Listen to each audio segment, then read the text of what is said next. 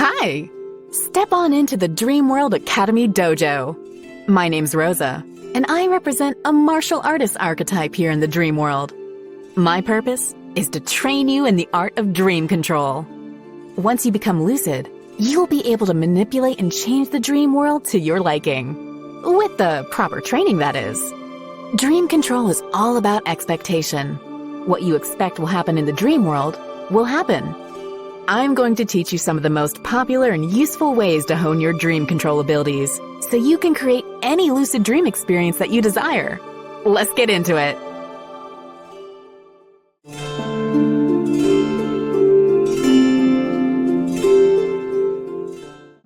Congratulations! All your hard work is paid off, and now you find yourself lucid in the dream world. You find yourself awake and aware in a realm with infinite possibilities. Literally. So what do you do now? How do you navigate and operate in this world? The most important concept for dream control is the power of expectation.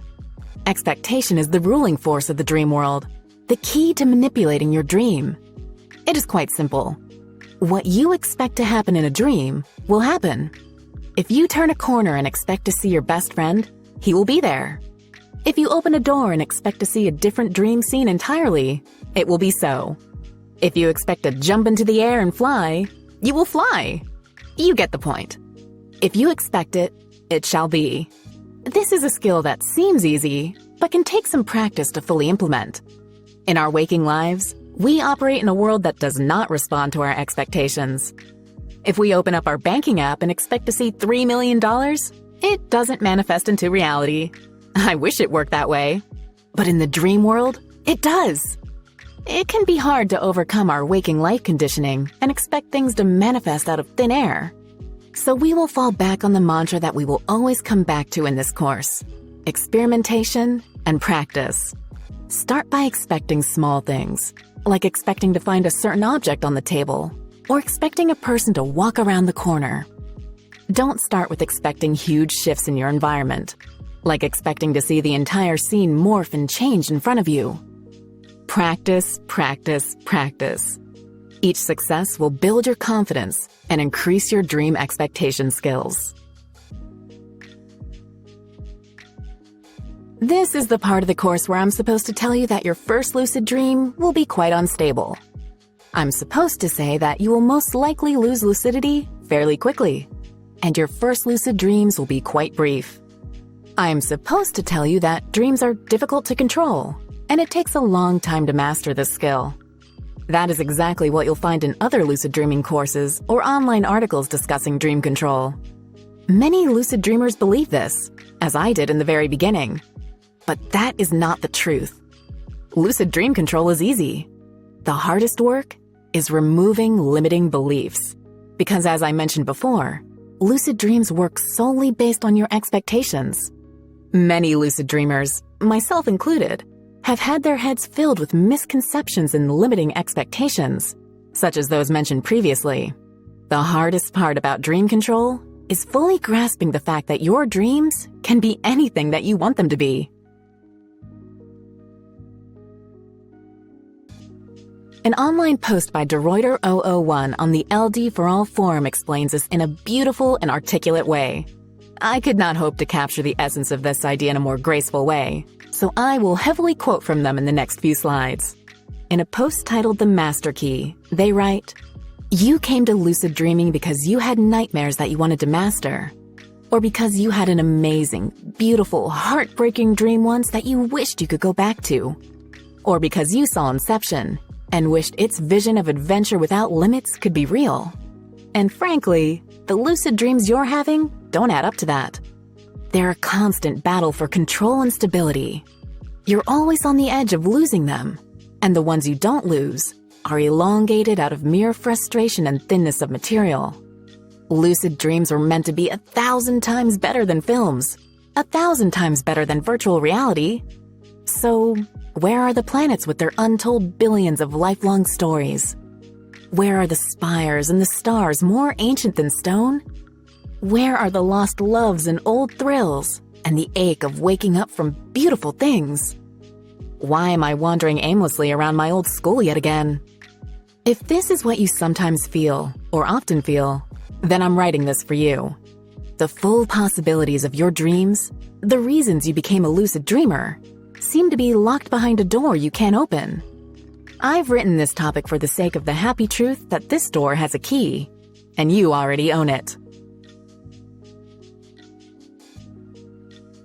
Their point is that lucid dreaming can sometimes feel difficult due to the false expectations that we have gathered along the way. He continues, "Why is the door locked? The short answer is, you locked it. Before you first typed how to control your dreams into Google, your idea of a dream was what you remembered from that dream, the special one you woke up from one morning and just lay there, wishing it hadn't ended. You know the one. Maybe she, maybe he was in it. Maybe you married her and lived 100 years. That's the one you wanted to control. Then you read lots of articles about the topic. You learn how you're not supposed to get overexcited. You learn how light switches don't work and text can't be read. You learn how flying can be really, really difficult, and summoning needs all these tricks to get it working. You read dream diaries and saw how many were set in schools and houses. Most importantly, you learned how lucid dreams are usually extra short. And when you first had a dream you could control, it wasn't the sweeping epic of secret love and loss that you'd set out for. It was a monster checklist of, don't get excited. Oh, I'm getting excited. Wow, it's difficult to fly. Oh, the light switch doesn't work. It's one of those school dreams. And it was short. Now, dreams are made from expectations. I bet there's a monster behind this door. Oh look, there's a monster behind this door. We have to understand that the process doesn't apply only to dream events, but also to the whole dreaming experience, its parameters, and its internal logic. Through everything you read, your mind became saturated with a vague but strongly atmospheric picture of what a lucid dream is. Heady, hectic, untamable, confusing, short. De Ruyter continues by pointing out an instance of a false expectation that he noticed in his own lucid dreams. Before I was interested in lucid dreams, I spontaneously remembered large chunks of books and letters from my normal dreams. So when the internet told me you couldn't read in dreams, the suggestion never sank in. I also intuitively rejected the guff about light switches. Now, I passed through a phase when my lucid dreams were as unsatisfying as I described above. I was by no means a natural. Looking for help all over these forums and in other places, I saw how many people were in trouble, and I formed the ever more concrete expectation that it was going to be difficult. But one day, during a lucid dream, I said to myself, hang on, if it isn't true that text is unreadable, and if it isn't true that light switches don't work, why should it be true that you have to scream for control, or spin, or any of the rest of it? And what happened? The dream started working.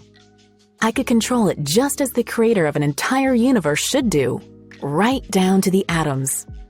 I could close my eyes for minutes on end without losing any awareness. And I said to myself, what if it isn't true that dreams are inconsistent and confusing either? And after many times meditating on those two questions, I now find I can sit down in a dream chair, read a dream book with a glass of dream lemonade and the ceiling fan turning. And when I've finished the chapter, I'll look up, and the glass will still be as full as it was before, and the fan will still be turning at the same speed. My two memories of what proper dreams were actually like, before I started reading other people's opinions, had saved me from a whole slew of damaging indoctrination, but only by a whisker. So how do you remove these limiting beliefs and gain the master key to dream control?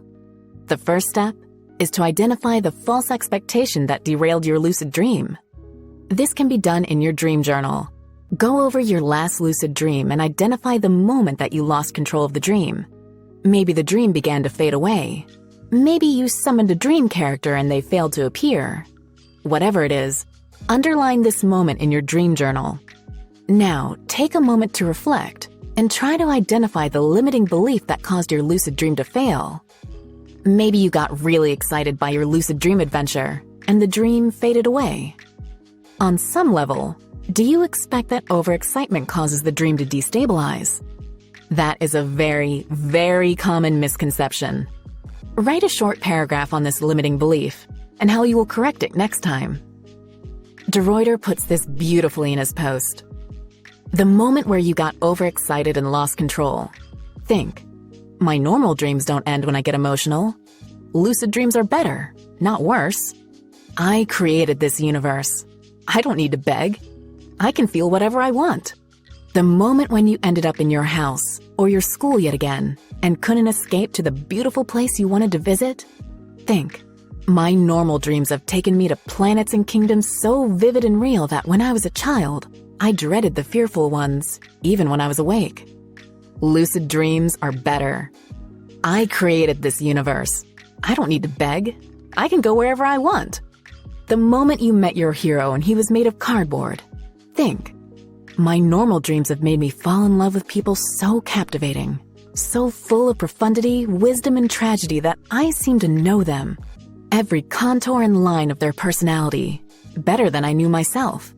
So real to me that if even now, yes, years later, I heard the trail of her dress, lucid dreams are better. I don't need to beg you or my dream guide or my subconscious. I can see whomever I want.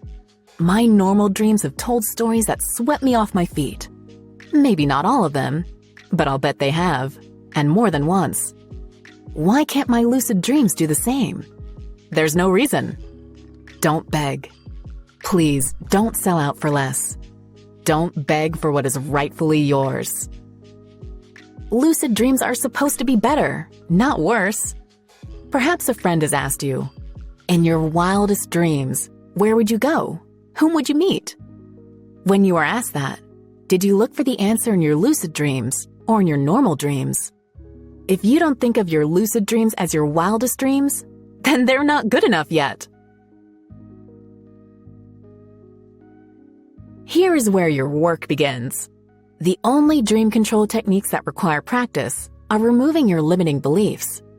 And if you believe it, you can achieve it. This is literally how the dream world works. De Ruyter concludes his post with saying, now, if you faithfully practice these thought processes every time you have a lucid dream, after you've had one, before you expect to have one, you will find that you start to shake off your expectations. Maybe it's gradual at first, but as with diving, it can only get better. Eventually, you find that you despise those expectations. A dream character seems wooden. You laugh in their face and send them away. Dream is inconsistent? Run that bit again. Dream is ending? Not so fast, mister. No longer will you fear your subconscious, its power and its caprice. No longer will you beg. Try again, dream world. I made you. You are mine and you obey me. No one else sustains you. Without me, you are nothing. You are dismissed when I say you are, and not before. All you have to do is ask yourself, why is this not better? And then remember the answer. No reason. In dreams, you can write the story. Your mind creates it. It doesn't shift or distort or get weirded out when you remember it. It comes back just the way it was. When your mind writes a story, it shapes it exactly the way you want. Characters in your novel don't fight back or resist. The world doesn't disintegrate or fade when you change it. Anyone who's ever made a painting, programmed a game, told a tale, or any other creative endeavor should know that this is the case. You need to stop thinking of dreams as different. They should be as consistent, controllable, and compelling as the novel you could write if you wanted. Knit your dreams and waking selves together, and novelist you will become. They're products of the same mind. Expectations are all that are stopping you. Kill them. Not by forcing all your willpower and wishing really hard. Kill them with work and dedication. You have the knowledge. Now, make it a belief. Lucid dreams are supposed to be better, not worse. I just want to remind you of a few lucid dreaming disclaimers. Lucid dreaming is completely safe. You cannot be harmed or die in your dreams. A popular dream myth is the idea that if you die in a dream, you die in real life. This is false.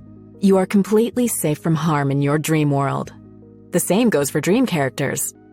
Let's say your best friend accidentally dies in an epic dream battle, Lord of the Rings style. They will be completely unharmed when you wake up. There are no rules or taboos either. This is your dream world.